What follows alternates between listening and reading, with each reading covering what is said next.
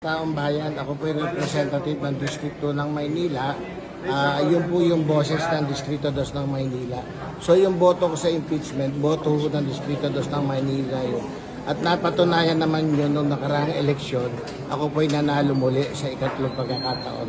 Salamat po. So hindi po Sir, kayo... dinidiktahan po ba kayo ni Speaker? Never po. Ako sa party ko, bihirang-bihira kami magkita ng speaker. Actually, nakita kami ni speaker dito lang po sa plenary. Never po kami nagkakausap ng personal. Sir, hindi ba kayo nasaktan sa sinabi ni SP? Pero hindi naman dapat ka onion skin pagka nasa ganito kang trabaho. Pero sa tingin niyo, sir, hindi diversionary tactic na isisi kay Speaker Romualdez yung pong mga pagtuligsa kay Senate President Escudero sa antala sa impeachment proceedings? Hindi ko po alam, pero as far as I am concerned, yung move ko sa impeachment, yun ay ayon do sa dikta ng mga constituency ko.